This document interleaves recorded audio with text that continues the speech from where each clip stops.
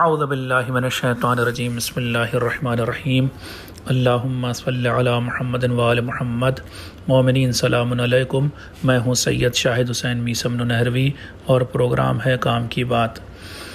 آپ کو یاد ہوگا کہ ہم امام زین العابدین علیہ السلام کی مناجات عارفین کو ڈسکس کر رہے تھے، یعنی ان 15 مناجات کو کہ جنہیں مناجات 15 یا 15 کہا جاتا ہے، ان میں سے 12ویں مناجات جسے مناجات عارفین کہا جاتا ہے، اس بارے میں بات کر رہے تھے۔ البتہ یہاں پر میں پہلے ہی کہہ دوں،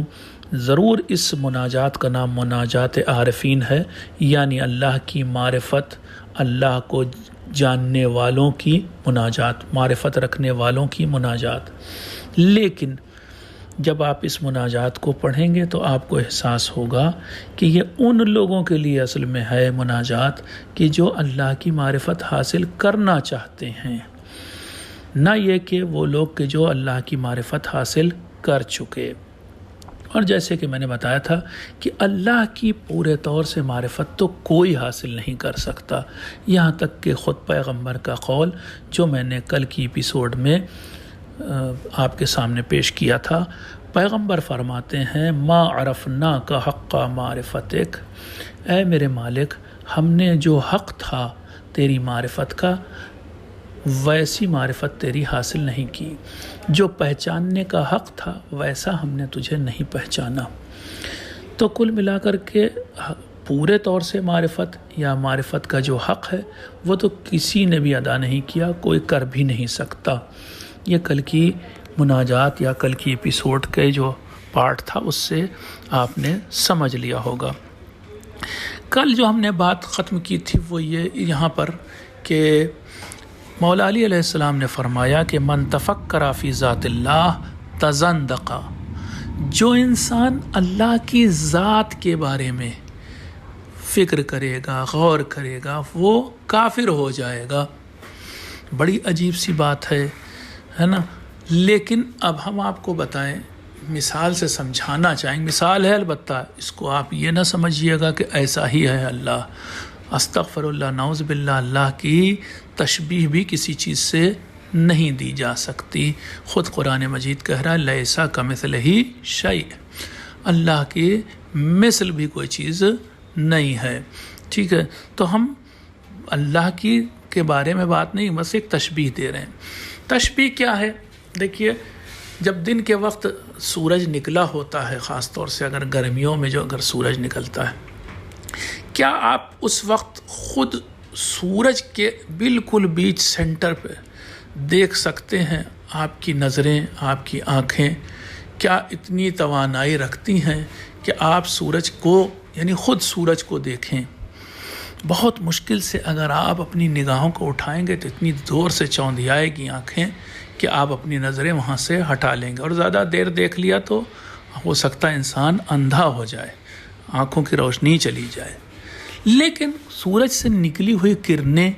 جو آگے بڑھتی ہیں تو تھوڑی دور سورج سے، جو سورج کا گولا ہوتا ہے اس سے تھوڑی دور ہٹ کر کے آپ شاید دیکھ سکیں، یا پھر وہی کرنیں ہوتے ہوتے ہماری اس زمین تک پہنچتی ہیں، ہر طرف دھوپ نکلی ہوتی ہے، اس کو ہم دیکھ سکتے ہیں۔ بس کچھ ایسا ہی ہے، جب بھی ہم عرفان اور فلسفہ، یہ 2 سبجیکٹ ہیں اسلامک، ان میں جب بھی ہم خدا کے بارے میں بات کرتے ہیں تو دراصل خدا کے بارے میں بات نہیں کرتے ہیں، یعنی اس سورج کے بارے میں بات نہیں کرتے۔ سورج سمجھ لیے کہ جیسے سورج نکلا ویسے ہی استغفر اللہ، نعوذ باللہ، پھر تشبیہ دے رہا ہوں، غلط ہے یہ، لیکن مجبور ہیں کہ اللہ ہو اور اللہ نے سب چیزوں کو وجود اور ایگزسٹنس دیا ہوا ہے، جیسے اس سورج سے نکلنے والی کرنیں ہیں ویسے ہی اس نے سب کو ایگزسٹنس دیا ہوا ہے۔ آپ ان چیزوں کو دیکھ سکتے ہیں کہ جن کو اللہ نے ایگزسٹنس دیا ہے، لیکن آپ خود اللہ کو نہ جان سکتے، نہ دیکھ سکتے، نہ سمجھ سکتے۔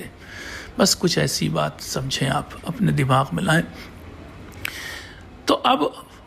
بات یہ ہے کہ یہ جو ہم معرفت اور عرفان اور یہ سب کی بات کرتے ہیں کہ اللہ کو پہچاننے، ایکوینٹنس آف گاڈ، تو دراصل آپ کو بتائیں ہم کبھی بھی اللہ کے بارے میں بات ہی نہیں کرتے۔ کسی بھی جگہ پر آپ کو اللہ کے بارے میں بات نہیں ملے گی، وہاں تو ہاں خود امام زین العابدین علیہ السلام اسی مناجات میں جو پہلا پیراگراف ہے اس کے آخری سینٹنس میں کیا فرما رہے ہیں کہ ہم تیری معرفت حاصل نہیں کر سکتے، اس بات کا اقرار کر رہے ہیں۔ تو وہ تو ممکن ہی نہیں ہے، ذات خدا یا کن ہے ذات خدا کی معرفت ممکن ہی نہیں۔ ہم جو کچھ جانتے ہیں وہ بس اللہ کے ایٹریبیوٹس، وہ بھی جانتے نہیں ہیں، بس ڈسکس کرتے ہیں، منہ سے بولتے ہیں، یہ سمجھ لیجئے۔ جیسے کہ ہم کہتے ہیں اللہ رحیم ہے، اللہ رحمان ہے، اللہ کریم ہے، اور اس طرح کے دیگر جو اس کی ایٹریبیوٹ صفات کے بارے میں بات کرتے ہیں، ورنہ خود خدا کے بارے میں کبھی کوئی جگہ آپ کو لکھا نہیں ملے گا کہ اللہ کیا ہے، ٹھیک ہے؟ کیونکہ کن ہے ذات خدا غایت خفا میں ہے، یعنی بے انتہا پوشیدہ ہے، بے انتہا پوشیدہ ہے، وہاں تک کوئی پہنچ ہی نہیں سکتا، نہ جان سکتا ہے اللہ کو۔ تو کل ملا کر کے ہماری جو کوشش ہوتی ہے ان تمام لیکچرز میں، چاہے وہ فلسفے کا لیکچرز ہوں، چاہے وہ عرفان کے ہوں، ہم لوگ اللہ کی صفات کے بارے میں، اور وہ بھی وہ صفات ہوتی ہیں جن کو اللہ نے خود ہی قرآن میں بیان کیا ہے، ان کے بارے میں ڈسکس کرتے ہیں، اور وہ بھی اپنی حیثیت کے مطابق، اپنی سمجھ کے مطابق۔ ورنہ جیسے میں نے کہا تھا، ہم اپنے حساب سے سمجھتے ہیں کہ اللہ حی ہے، اور حی کا معنی زندہ، اور زندہ کا معنی ہم عام طور سے کیا لیتے ہیں، جس کی سانسیں چل رہی، جس کی دل کی دھڑکنیں ہوں، لیکن یہ معنی غلط ہے، اللہ کے لیے شرک ہے۔ تو کل ملا کر کے ہم بس اللہ کی صفات کے بارے میں۔ امام زین العابدین علیہ السلام دعائے ابو حمزہ صومالی میں ایک جملہ کہتے ہیں، شروع میں فرماتے ہیں بیکا عرفتکا،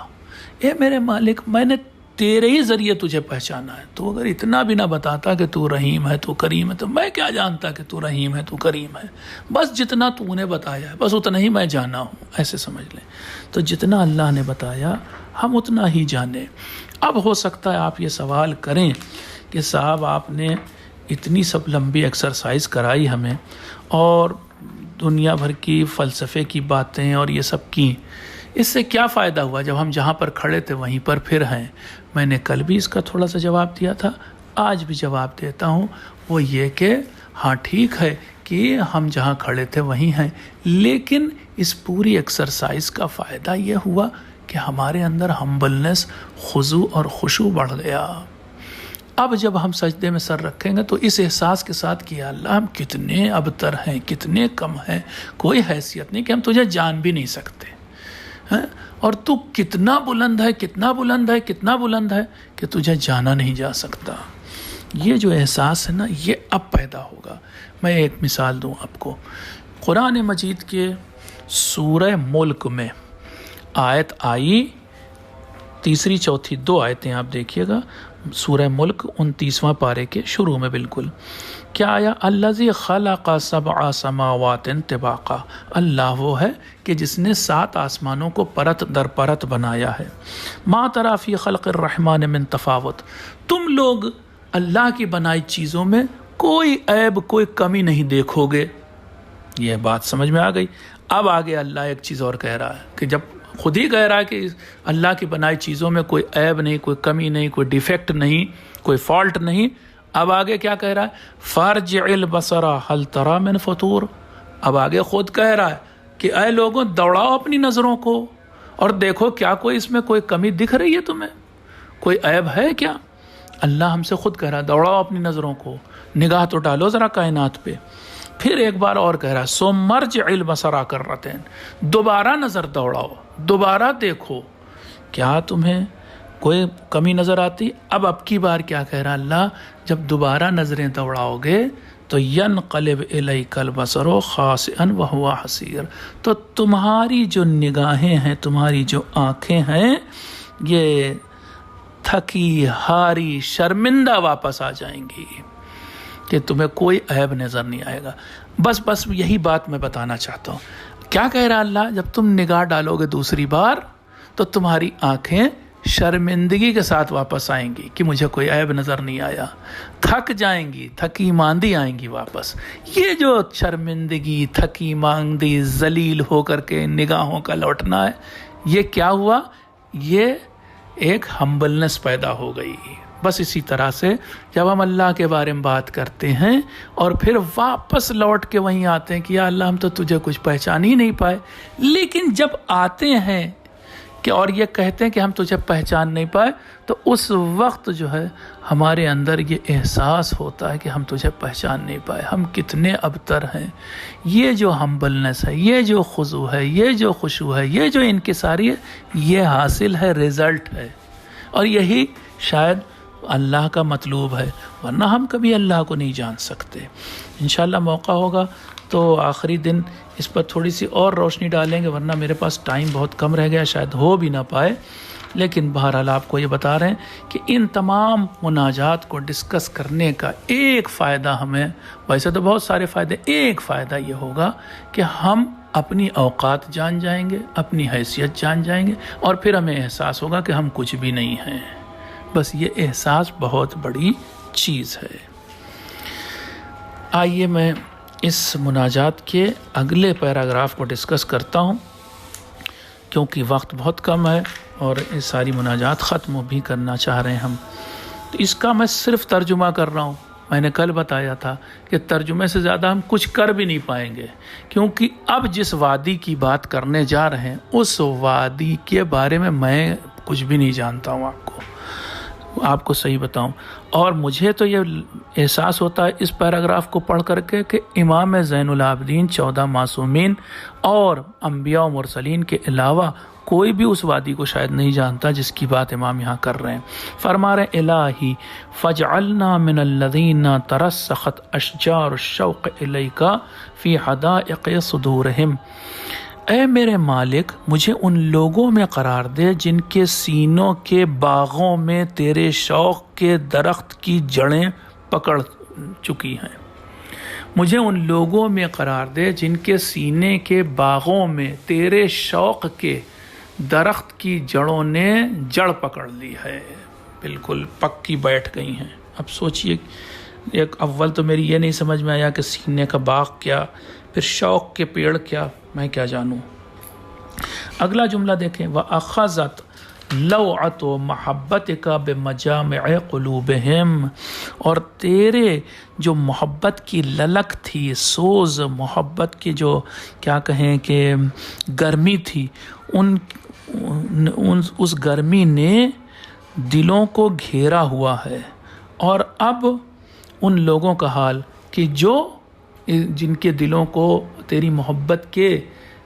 محبت کی گرمی نے گھیرا ہوا، ان کا حال یعنی اہل بیت کا حال یعنی معصومین کا حال کیا ہے؟ فَهُمْ إِلَىٰ أَوْكَارِ الْأَفْكَارِ يَأْوُونَ، اب تو وہ لوگ، بڑے سخت الفاظ ہیں، بڑی مشکل واقعی ترجمہ بھی کرنا، اب تو وہ لوگ یعنی اہل بیت یعنی معصومین، میں بار بار نہیں دہراؤں گا، وہ لوگ کا مطلب آپ یہی سمجھ لیجیے، اب تو وہ لوگ تیرے بارے میں فکر و غور کرنے کے جو گھونسلے ہیں اس میں وہ لوگ بیٹھے ہوئے ہیں، آشیانوں میں۔ کس چیز کا آشیانہ؟ فکر کا آشیانہ، اور اس میں انہوں نے پناہ لے رکھی، تیرے ہی بارے میں بس فکر کرتے ہیں۔ وفی ریاض القرب والمکاشفت یرتعون، اور پھر تیرے جو قرب اور جلوے کے باغ ہیں اس میں وہ سیر کر رہے ہیں۔ یہ تو ترجمہ ہے، میں تھوڑا سا یہاں پر روک کے کہنا چاہ رہا ہوں کہ وہ لوگ تیری قربت کے باغ میں، تیری قربت، تیری نزدیکی کا جو باغ ہے اور مکاشفے کا جو باغ ہے۔ مکاشفہ کیا چیز ہوتی ہے؟ تھوڑا سا بس آپ کو بتائے دے رہے ہیں، جو عرفا بتاتے ہیں، جن لوگوں کو مکاشفہ حاصل ہوا، جنہوں نے، وہ بتائی نہیں جا سکتی کیفیت ہے، اور وہ کیا ہے؟ سونے اور جاگنے کے بیچ کی ایک کیفیت ہوتی ہے جسے مکاشفہ کہتے ہیں۔ جیسے کہ علامہ طباطبائی کے بارے میں جو تفسیر میزان جنہوں نے لکھی، ان کے بارے میں لکھا ہوا ہے کہ بتایا گیا ہے، یہ کہہ دیں کہ ایک روز وہ اپنے گھر کی چھت پر موجود تھے، نجف میں سو رہے تھے رات میں یا لیٹے تھے، کہ اتنی دیر میں ان کو مکاشفہ ہوا اور انہوں نے باقاعدہ دیکھا کہ امام حسین علیہ السلام ان کے سر کو اپنے زانوں پہ رکھے ہوئے ہیں۔ اب یہ مکاشفے کی حالت تھی، نہ وہ سو رہے تھے نہ پورے طور سے جاگے ہوئے تھے، بیچ کی حالت تھی۔ یہ ایک بہت مطلب اللہ کے قریب جو بندے ہوتے ہیں ان کے اندر یہ کیفیت پیدا ہوتی ہے، یہ اللہ کا ایک خاص کرم ہوتا ہے۔ خیر، یہ معصومین کی بات کر رہے ہیں، مولا فرما رہے ہیں کہ مجھے ان لوگوں میں قرار دے کہ جن کو یہ حالت حاصل ہوئی۔ وَمِنْ حِيَاضِ الْمَحَبَّةِ بِكَاسِ الْمُلَاطَفَةِ يَقْرَعُونَ، اور کہہ رہے ہیں مجھے ان لوگوں میں قرار دے کہ جو تیری محبت کے حوض میں سے، تیرے کرم کے، تیری نرمی کے پیالے میں بھر کر کے محبت کا جام پیتے ہیں۔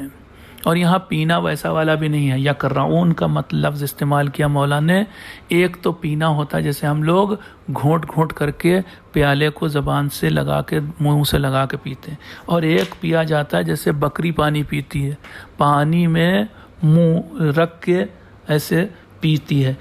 ویسا یقرعون اسے کہتے ہیں۔ امام فرما رہے ہیں اس محبت کے جام سے ویسے جو لوگ پیتے ہیں ان میں ہمیں قرار دے۔ وَالشَّرَائِعَ مُضَافَاتِ یردون، اور پھر فرما رہے ہیں کہ جو لوگ جو کیا نام ہے صاف ستھرے گھاٹوں پر وارد ہو چکے ہیں، جو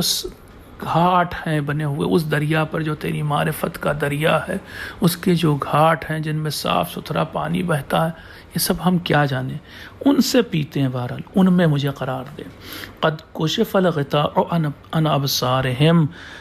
ان کی آنکھوں سے پردے اٹھ چکے ہیں۔ کس چیز کے پردے؟ وہ والے پردے ہیں جس کے بارے میں امیر المومنین کہتے تھے لو کشف الغطاء لمزددت یقینا، اگر پردے اٹھا بھی لیے جائیں تو میرے یقین میں اضافہ نہیں ہوگا۔ تو وہ وہیں پر اشارہ بھی کر رہے ہیں مولا، ان لوگوں میں قرار دے کہ جن کی نظروں کے سامنے سے پردے اٹھا لیے گئے، یعنی اہل بیت کے، مجھے اہل بیت کا جوار، ان کے پڑوس، ان کی بزم عنایت فرما۔ وانجلت ظلمت الریب عن عقائدہم وضمائرہم، اور شک کی کالک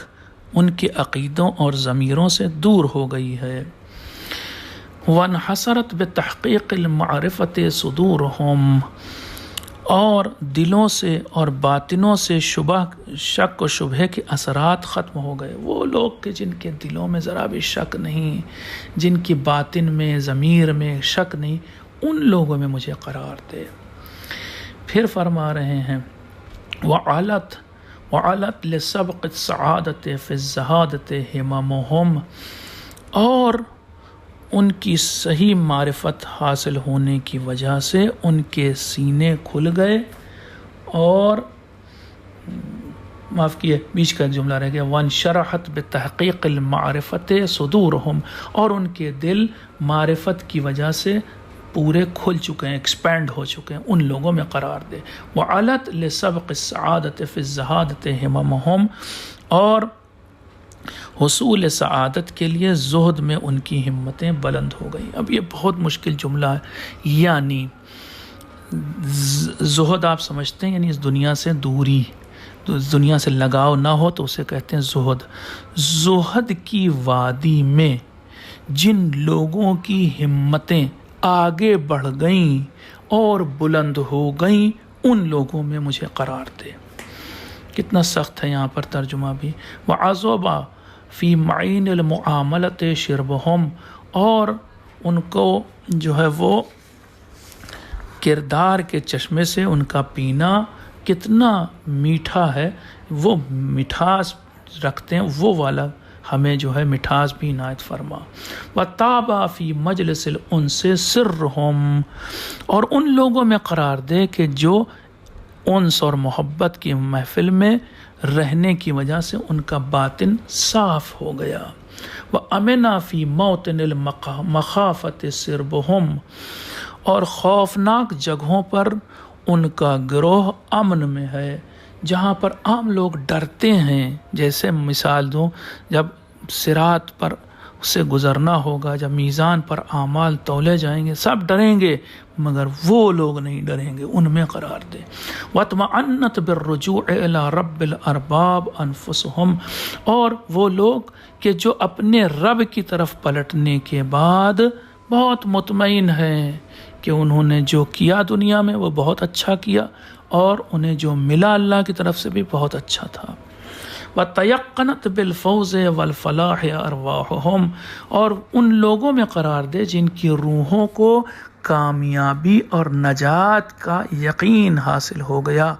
وَقَرَّتْ بِالنَّظَرِ إِلَى مَحْبُوبِهِمْ أَعْيُنُهُمْ، اور ان لوگوں میں قرار دے کہ جن کی نظریں اپنے محبوب کو دیکھ کر ٹھنڈی ہو گئیں، یعنی اللہ کو دیکھ کر ٹھنڈی ہو گئیں۔ اب اللہ کو دیکھنا اور نظروں کا ٹھنڈا ہونا یہ مولا زین العابدین علیہ السلام ہی جانے، ہم کیا جانے یہ کیا چیزیں ہیں۔ وَاسْتَقَرَّ بِإِدْرَاكِ السُّؤْلِ وَالنَّيْلِ الْمَأْمُولِ قَرَارُهُمْ، اب آپ ہو سکتا ہے یہاں پر یہ پوچھیں کہ جب ہم مطلب ہی نہیں سمجھ رہے تو مانگیں کیا، مانگ کیوں رہے ہیں؟ جواب یہ ہے کہ بہت سے موقعوں پر ہم نہیں سمجھتے کہ ہم کیا بول رہے ہیں یا ہم سے، بلکہ بس مثال دے رہا ہوں، جیسے ایک بچے سے ہم ماں باپ کہتے ہیں بیٹا فلاں سے یہ چیز مانگ لو، حالانکہ وہ بچہ نہیں سمجھ رہا ہے، بچے کو یہ بھی نہیں پتا کہ 100 روپے کا نوٹ کتنا بڑا ہوتا ہے اور 500 روپے کا نوٹ، اور ہم سکھا رہے ہیں، ماں باپ کہہ رہے ہیں یہ بیٹا تم اپنے چچا سے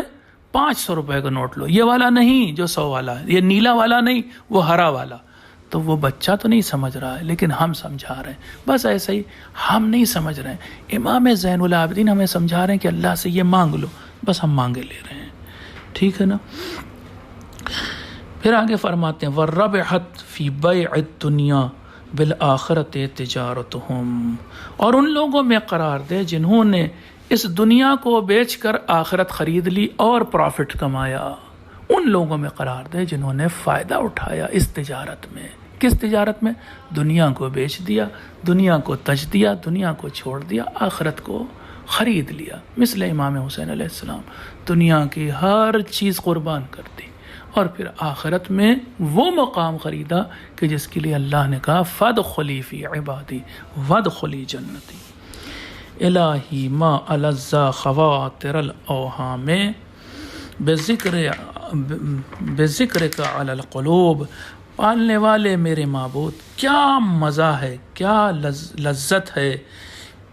ان خیالوں میں جو تیرے ذکر سے دلوں میں آتے ہیں۔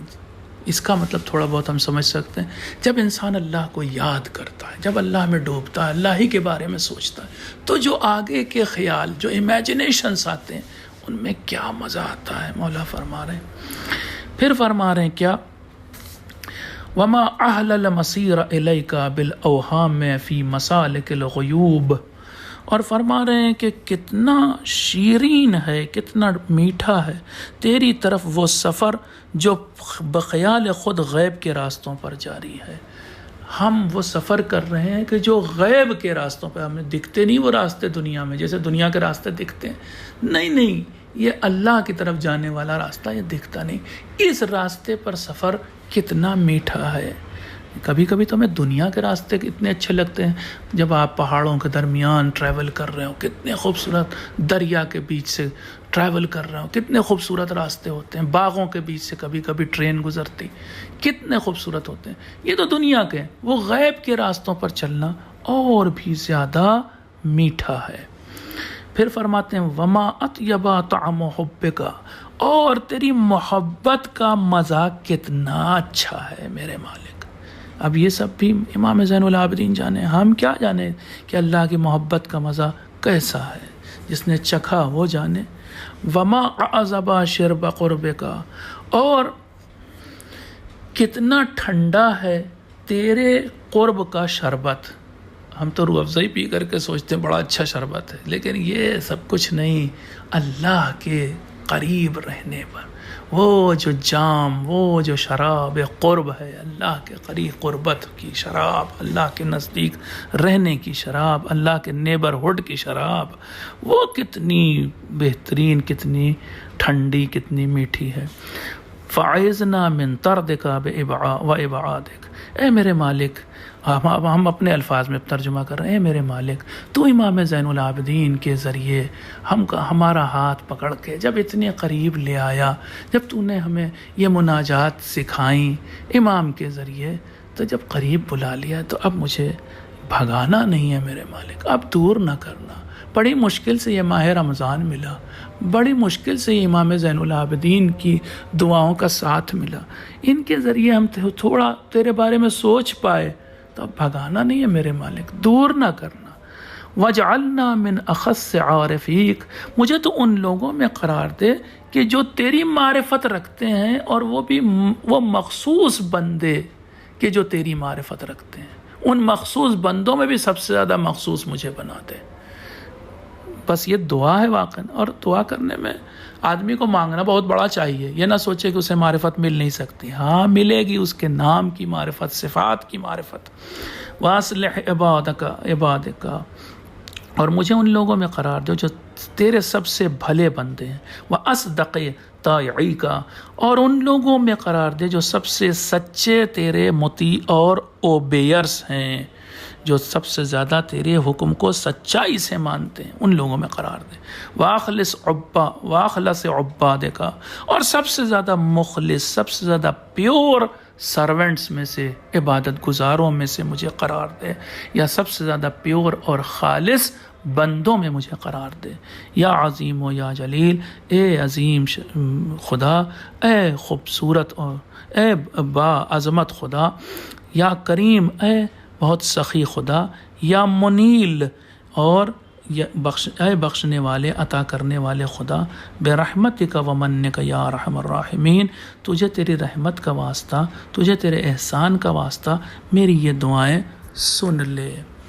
آج کی بات تھوڑی لمبی ہو گئی، آپ سے معذرت چاہتے ہیں، التماس دعا کے ساتھ اپنی اس بات کو ختم کرتے ہیں۔ والسلام علیکم ورحمۃ اللہ وبرکاتہ۔